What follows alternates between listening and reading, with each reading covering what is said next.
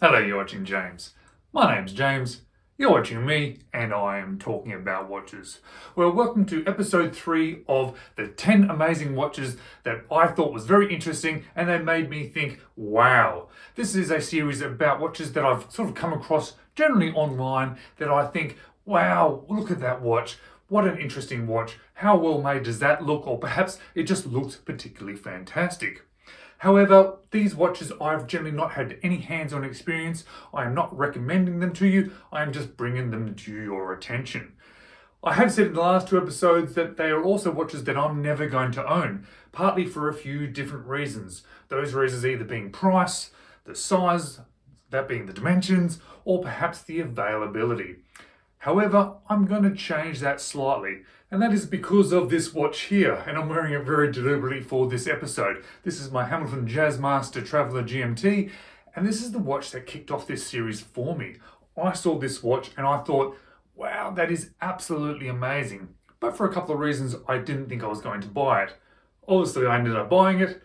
So in this series and the continuing episodes of this series, I'm going to say that these are watches that I'm unlikely to buy.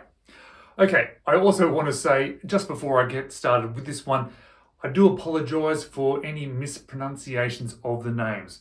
There's a couple of brand names, model names that perhaps I may not read out correctly, so I do apologise to the watch companies or anybody who actually knows how to pronounce these if I do get it wrong. And also, if you haven't subscribed to the channel, I would absolutely really appreciate it if you just click on that subscribe button. But let's jump into this 10 list of interesting watches that made me think, wow. And it's in no particular order. And again, I'm going to use my notebook today because it's going to make it a lot easier than trying to remember any of this information. So the first watch today is the Hotham Riches. I think this is either a one-man sort of operation or a particularly small sort of company that are putting together some really super interesting watches. And there's one in particular. And this one, I'm going to show a few images of it. I'm going to show it from a few different angles, including the buckle and tang, because it's something a little bit interesting and something a little bit different.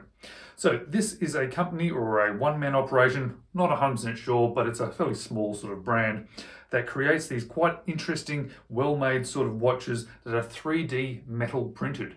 And because they're printed through this metal process, they come out looking a little bit rough, a little bit interesting, and they sort of use that sort of rough sort of finish as part of their watches.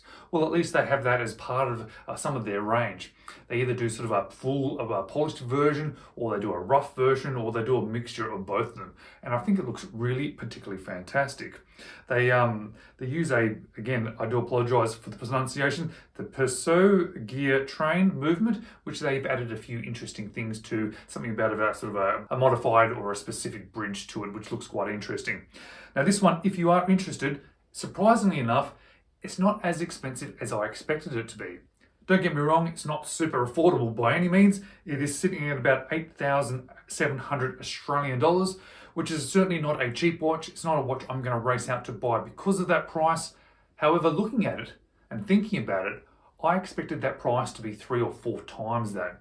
It is really quite an interesting looking watch and it looks really, really good. And if you think, wow, that's great and I can afford that, I want one of those, well, just be aware there's a bit of a waiting list, and I think it's around about 18 months waiting list at the moment. And there's a bit of a demand for these, and because they do look so interesting and so cool, there's a bit of a waiting list for you. So sorry about that. Number 2 on this list is probably the watch I'm most excited about on this list, and it is a watch that I am actually actively seeking at the moment, but the price of it is a little bit beyond what I'm happy to spend at this moment. So I'm just happily hunting away to see if I can find one at a bit of a bargain price. This one is then Oris Artilia Small Second. Now these Oris Artilias, again, I apologise if I have mispronounced that.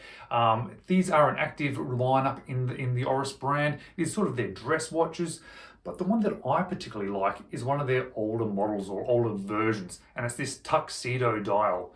This sort of tuxedo dial seems to be quite popular at the moment. I've seen it through quite a few different ranges of different watches, but this Oris actually looks really, really good. And it comes in both a leather and a bracelet. And this watch on that bracelet, wow, I think it looks absolutely fantastic. Now, it's about a 40mm case diameter. As I said, comes in a leather or a bracelet. Comes featuring the Oris 623 movement, which is based on the ETA 2895-2. Now, as I said, this one's no longer available. It's one of the older models. I think it was out in the sort of early 2010s, maybe to about mid 2015s. It is the same sort of look and style of what's currently out. It's just a different sort of variation of it. However, you can still find this one. You can certainly see it on the used market, and you can also find new old stock models. And what I've been seeing is they sort of range between about 1,500 and 2,500 Australian dollars. Now, if I can find one of these for around about 1,000 Australian dollars, I'm going to pick one up because I think it looks absolutely fantastic. Now, if I'm going from much more expensive watches down to a much more affordable watch, but just as interesting looking watch, and this one is a Timex. This one here, again, pronunciation is the Kino Nunes Nihoinohu. Nihooni? I do apologize. Now, Kino Nunes is a guy in Hawaii who specializes in Hawaiian style tattoos, and this watch is sort of based on those Hawaiian style tattoos. And there's a few different variations of it with a few different dial looks. But this one is the one I particularly like. It contains a quartz movement, a 40mm case diameter, 50 meters of water resistance. It came out in 2020, so it's a fairly new release for Timex, and they started around about $100 US.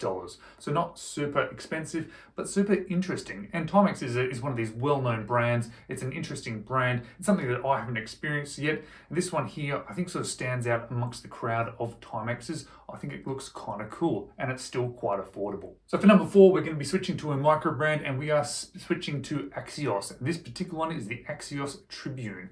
This one here is launching soon on Kickstarter. It's a 38mm, comes with a Highbeat Miyota 9015 movement. It comes with a few different color variations, and I think it's going to be retailing for about $499 US. This one I think looks absolutely fantastic, and if you are really keen on it, I think there are some discounts on the Kickstarter sort of website, so check them out and you might be able to get it a little bit cheaper. But I just think it looks particularly fantastic. Has that lovely segmented looking sort of dial, comes from a good brand as well that's well established already in the micro brand sort of world of micro brand watches. I think if you picked one of these up, they'll be particularly good, and I'm certainly checking it out and keeping an eye on this one. And now switching it up again, we're going to a very much mainstream brand, this one being Seiko. And it's one of their Prospects range watches, and it's a watch I had never seen before. And I don't think it's currently available as a new watch, but it is certainly available on the used market. It's not particularly old, it's just not one of their sort of best known watches, well, at least not best known to me. This one here being the Radio Sync Solar World Time, the SSG001. Now there is a couple of different variations, and I think it has to do a lot with the colors or the variations of the strap type. Obviously, me loving bracelets on watches, this is the one that I specifically looking at. It has quite a large 47.8mm case diameter, quite a chunky 14.5mm thick. This is being a solar powered watch. It has up to 6 months of power reserve if you stick it in the sun for a little bit. I think it just looks quite lovely and quite interesting. It has Hardlex crystal, and I sort of nicknamed this one the Beast because I think it looks absolutely like a beast. On the used market, I'm seeing it from around about 800 up to about 1,000 Australian dollars. This one, yeah, I just find it interesting. I find it very, very cool, very, very different. Well, very, very different to what I normally have in my collection. And I came across this one because I was sort of looking at the Seiko Flighty, but that gets so much attention that I was kind of looking for something just maybe had that sort of style to it, but it wasn't the Seiko Flighty. And I saw this and I thought, wow, that's like the Flighty on steroids. And number 6, switching to something completely different again. This episode is about sort of having a look at some very interesting different models. This one is the Humanism Kinetic Art Watch. There are 3 separate models available, but this one here is my favorite one. I think it's called the Desiree. It has a very interesting look to it, very sort of arty kind of look to it. You'll see that moving inner dial. That's actually the second hand moving around and around. And on the outer edges, you'll see 2 dots. That is your hour and minute hand. So you can actually still use this as a functional watch. It is just something a little bit different, however. It is powered by the Seiko NH35. It's 39mm, and they're selling new now for $328 US, including free worldwide shipping. I actually think this is actually quite a well-priced, interesting watch. We've got a Seiko movement powered watch. It looks rather interesting. It would absolutely be a showpiece in your collection. It's not so different and weird that you can't tell the time, because you can absolutely quite easily tell the time, but it is just something very, very funky, but we have the heart of a Seiko. So that's quite of a nice, interesting sort of micro brand or variation of a watch that is still powered by something that we can absolutely understand and appreciate and know that it's going to be good and continue working well for a long period of time. At number 7, we're going mainstream luxury. We are talking about Omega. Now, there are lots of Omega watches that I love, lots of Omega watches that I sort of desire and have on my grail list, but there's one that popped up recently that I hadn't seen before, and I thought, wow, that's really, really cool and a little bit different. It is a Seamaster, however, it is the Seamaster 1948.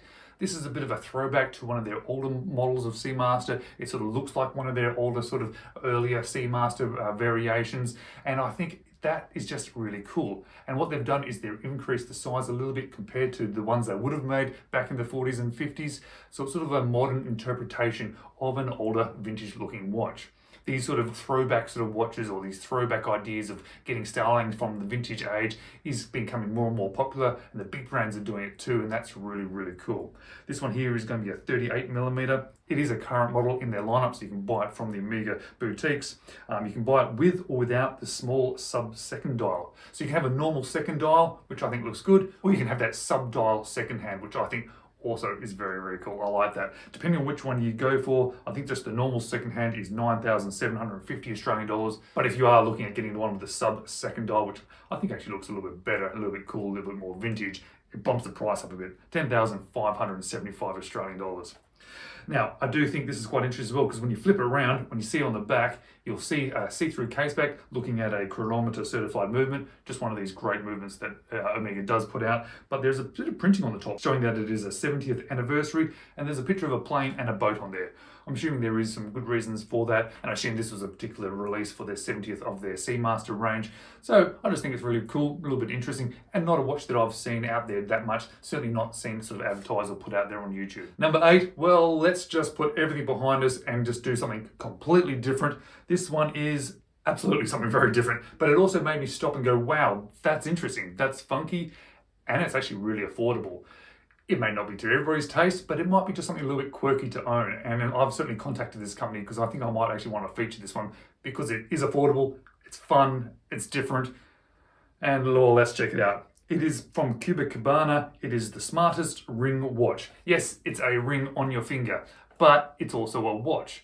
How this one works is that it has a little streamlined battery inside there, has some little LED lights, and those numbers that are printed on and around the ring, they light up to tell you the time. So it might not be the easiest way to tell the time, it may be a little bit of a gimmick, but for $45 US shipped worldwide for free, well, that gimmick actually now makes a little bit more sense, because being stainless steel, looks like it's relatively good quality. If you just like wearing an interesting ring that also tells the time, well, that's kind of funny, isn't it? To charge the watch, all you do is you stick it on a little charging pad, just like you do with smartwatches nowadays, and it charges it back up for you. Now, this one comes with 30 days money back guarantee and a few bits and pieces. Hey, $45 US including shipping. Might just be something interesting to have in your collection and wear occasionally. Number 9 is, I think, one of the best looking watches in the lineup today, is by Strom. I believe it's a Scandinavian brand, but could be wrong. The one I particularly like is the Ophua. O-P-P-H-U-A. Now, because I'm mispronouncing all these names, you would have seen I'm going to put some text above me to actually show you what the names are actually called. So I do apologise to these companies. Now, this one comes in a couple of different colours. It comes in white, which I think looks the best. They're sort of talking about glaciers and having sort of that sort of pattern on the dial being reflective of sort of icy glaciers. And I think the white does look cool, but I also quite like the blue. The green looks all right as well, and the black looks kind of sort of very interesting, sort of a bit more subtle, but that white and that blue versions look really, really cool. These ones are selling for €1,000. So they're not the cheapest watches, but they're not stupidly expensive either. They're sort of that sort of entry-level sort of luxury, getting up to that price range. And because of that, they come with some good movements inside them. Inside, we have featured the Willard SW200, which is a really bulletproof movement. It's a great movement to have on wrist. I'll read you a few things. Also, it comes on a various range of straps. Also comes with some various range of watch covers or watch cases that come with it. You get to pick the colors of the straps and the actual watch roll that it comes in as well. You can also get it on a stainless steel bracelet, which is what I want because I love the stainless steel bracelets, but you'd be paying an extra €330. They have a 41mm case diameter, lug to lug of 46.6, and a nice slim 11.1mm width. So that's really quite nice. And I think they are absolutely gorgeous. I love the look of these ones. And last but not least, With number 10, we are talking about another Timex. Yes, 2 Timexes on the list today. It's the first time I've ever mentioned Timex, and 2 today. And you'll probably see why I'm mentioning this one. It's not that it's a particularly fantastic watch. It's not that it's a particularly well probably made watch. It's not that it's featuring a particularly great movement. It's not even particularly well priced, but it's the Timex James. Yes, I kind of like the idea of getting a Timex James. But the problem with this one, we're looking at 680 Australian dollars, which for a Timex, that seems quite a lot of money. Features an automatic movement, but I think it is an 8 series Miyota series movement. And that seems like a lot of money for a watch with that in it. It does come with a titanium case, sapphire crystal, and a few little features that sort of make it feel a little bit more premium. But it's a Timex that comes in a fairly small, basic box, sort of simple NATO sort of style strap, and a Miyota 8 series movement. And it's $680. So I'm not going to be buying this one, but I would actually kind of like to own the Timex James for obvious reasons. I think that'd be quite funny and quite interesting to have in the collection. All right, guys, that's my 10 interesting watches. If you found this episode interesting, I'd love to hear some comments from you guys below. Let me know if any of these watches have stood out to you, or that you're interested in any, or if you own any. And if you have really liked this series, I've got 2 other episodes I have made, part 1 and part 2. I'll leave links down in the description. Check out those videos, that would be absolutely fantastic. And as always, I do really appreciate you taking the time to watch my videos. I do hope to see you in the next one.